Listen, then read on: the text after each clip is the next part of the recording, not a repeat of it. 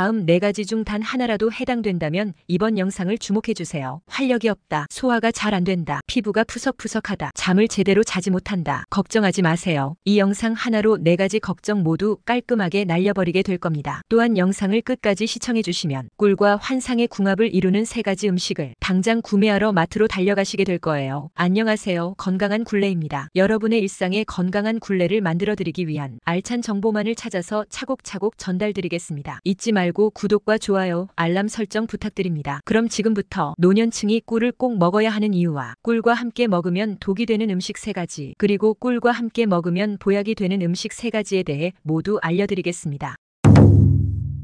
노년층은 나이가 들면서 자연스럽게 면역력과 체력이 감소하는데요. 이에 부족한 영양소를 보충하기 위해 비싼 영양제를 따로 구매하여 챙겨 드시는 분들이 꽤 많습니다.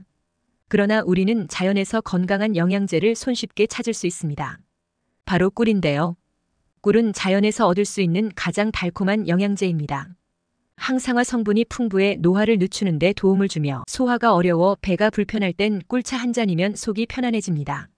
이렇듯 꿀은 특히 노년층에게 좋은 영양소들을 모두 지니고 있는데요. 지금부터 노년층에 속하는 분들이 꿀을 꼭 챙겨 먹어야 하는 이유 4가지를 알려드리겠습니다. 첫 번째로 꿀은 염증 해소에 탁월합니다. 꿀은 자연에서 얻는 특별한 물질로 항균 작용이 뛰어난 성분들을 포함하고 있습니다. 특히 메틸글리옥살은 꿀에서 발견되는 주요 항균 성분 중 하나로 상처 치료에 매우 효과적입니다. 메틸글리옥살은 꿀이 만들어지는 과정에서 생성되며 이 성분은 세균의 성장과 번식을 억제하는 능력이 있습니다. 꿀이 상처에 적용되면 메틸글리옥살이 세균의 세포막을 파괴하거나 세균의 대사 과정을 방해하여 감염을 예방하는 데 도움을 줍니다. 이로 인해 꿀은 상처 치유를 촉진하고 염증을 줄이는 데 기여할 수 있습니다. 또한 꿀은 자연적인 보습 효과도 가지고 있어 상처가 건조해지지 않고 적절한 수분을 유지하게 도와줍니다. 이는 치유 과정을 더욱 빠르게 하고 흉터 형성을 최소화하는 데도 도움이 됩니다. 두 번째로 꿀은 소화 개선에 탁월합니다. 꿀은 위산을 중화하는 데 도움을 줄 수 있습니다. 위산이 과도할 경우 위염이나 소화불량과 같은 불편한 증상을 초래할 수 있는데 이때 꿀을 섭취하면 위산의 산도를 조절하여 위벽을 보호하는 역할을 합니다. 또한 꿀은 소화 효소의 활동을 촉진하여 음식물의 소화를 더욱 원활하게 만들어줍니다. 이는 특히 복합 탄수화물이나 단백질을 소화하는 데 도움을 주어 위장의 부담을 덜어줍니다. 꿀의 자연적인 당분은 장내 유익한 세균의 성장을 촉진하는 프리바이오틱스 역할을 하여 장 건강을 개선하는 데도 기여합니다. 뿐만 아니라 항염 작용이 있어 위장 점막의 염증을 줄이고 이미 손상된 위장벽의 회복을 촉진하는 데 도움을 줄 수 있습니다. 이러한 특성 덕분에 꿀은 위염이나 소화불량으로 고생하는 사람들에게 자연적인 치료 옵션으로 각광받고 있습니다. 세 번째로 꿀은 면역력 강화에 중요한 역할을 합니다. 꿀에 포함된 폴리페놀과 플라보노이드 같은 성분은 면역 체계를 강화하고 염증을 줄이는 데 기여합니다. 또한 꿀은 비타민C, 비타민B 복합체 그리고 다양한 미네랄도 포함하고 있어 이들 영양소는 면역력을 높이는 데 필수적입니다. 비타민C는 면역세포의 활동을 촉진하고 비타민B는 에너지 생산과 신진대사에 도움을 주어 전반적인 건강 유지에 기여합니다. 특히 꿀은 감기나 독감과 같은 호흡기 질환 예방에도 도움을 줄 수 있습니다. 따뜻한 물에 꿀을 섞어 마시면 목의 염증을 완화하고 기침을 줄이는 데 효과적이며 면역 체계를 강화하여 바이러스와 세균에 대한 저항력을 높이는 데 도움을 줍니다. 이렇듯 꿀은 감기 및 독감 예방에 효과적인 자연 치료제로 적절히 섭취하여 건강한 면역 체계를 유지해 보세요. 네 번째로 꿀은 불면증 및 스트레스 완화에 도움을 줍니다. 꿀은 불면증 개선에 여러 가지 방법으로 도움을 줄 수 있습니다. 우선 꿀은 자연적인 당분으로 인슐린 수치를 약간 높여주는 효과가 있습니다. 이로 인해 체내에서 트립토판이라는 아미노산의 이동이 증가하게 되는데 트립토판은 뇌에서 세로토닌과 멜라토닌으로 변환됩니다. 세로토닌은 기분을 안정시키고 멜라토닌은 수면을 유도하는 호르몬입니다. 따라서 꿀을 섭취함으로써 자연스럽게 수면을 유도하는 환경이 조성될 수 있습니다. 또한 꿀은 신경을 진정시키고 스트레스를 완화하는 데 도움을 줄 수 있습니다. 수면을 방해하는 주요 원인 중 하나가 긴장과 스트레스이기 때문에 꿀을 섭취하면 마음을 편안하게 하고 불안감을 줄여 수면에 도움이 됩니다. 그리고 꿀은 따뜻한 음료와 함께 섭취할 때 더욱 효과적입니다. 예를 들어 자기 전에 따뜻한 우유나 허브차에 꿀을 추가하면 몸이 따뜻해지고 진정 효과가 더해져서 수면을 촉진하는 데 도움이 됩니다. 다만 개인의 체질이나 상태에 따라 다를 수 있으므로 자신의 몸 상태에 맞춰 적절한 양을 섭취하는 것이 중요합니다. 이렇듯 꿀은 그 자체만으로도 매우 영양가 높은 음식이지만 다른 음식과 함께 섭취할 때 그 효과가 더욱 극대화되거나 감소할 수도 있습니다.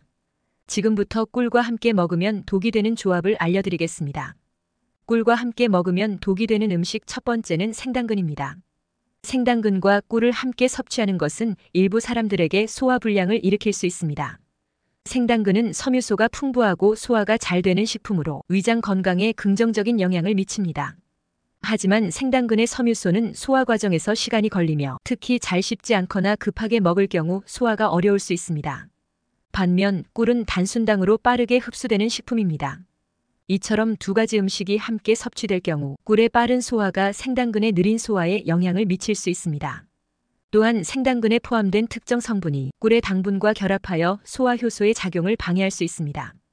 이로 인해 음식물이 위장에서 제대로 소화되지 않고 결과적으로 소화불량이나 복통 등의 불편한 증상이 발생할 수 있습니다. 특히 소화가 민감한 사람이라면 이러한 조합은 피하는 것이 좋습니다. 생당근은 단독으로 섭취하거나 다른 소화가 잘 되는 식품과 함께 먹는 것이 더 안전할 수 있습니다. 꿀과 함께 먹으면 독이 되는 음식 두 번째는 오이입니다.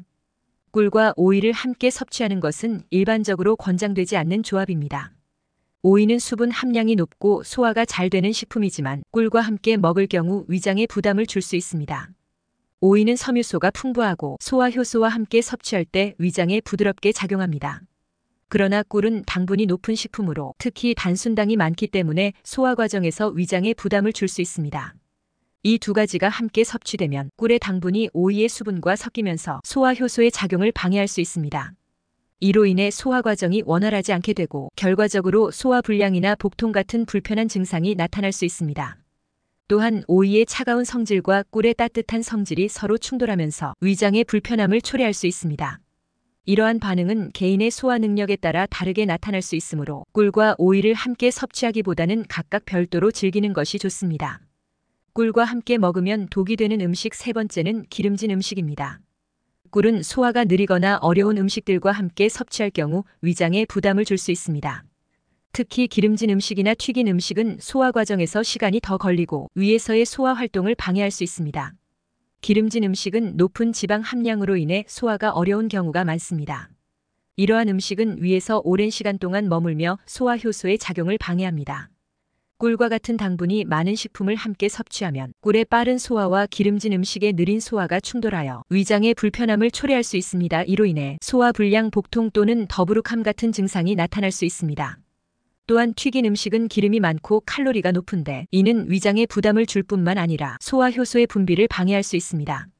꿀의 단순당과 결합했을 때 이러한 음식들은 서로의 소화 과정을 복잡하게 만들 수 있습니다. 결론적으로 꿀을 섭취할 때는 기름진 음식이나 튀긴 음식을 피하는 것이 좋습니다. 정보가 도움이 되셨다면 주변 분들에게도 널리 알려주세요. 구독과 좋아요도 큰 힘이 됩니다.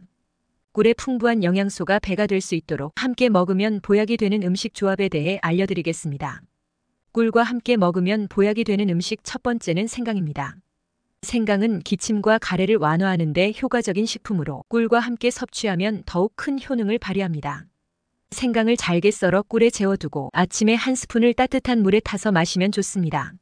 생강은 차가운 공기가 코를 통해 들어왔을 때 기관지의 근육이 수축해 기침이 발생하는 것을 도와줍니다. 이때 생강은 폐를 따뜻하게 하고 혈류를 촉진시켜 기침과 가래를 완화하는 데 도움을 줍니다. 또한 꿀은 생강과 만나면서 폐를 촉촉하게 만들어주고 만성 기침에 효과적인 보약이 됩니다. 하지만 생강이 모든 기침에 효과적인 것은 아닙니다.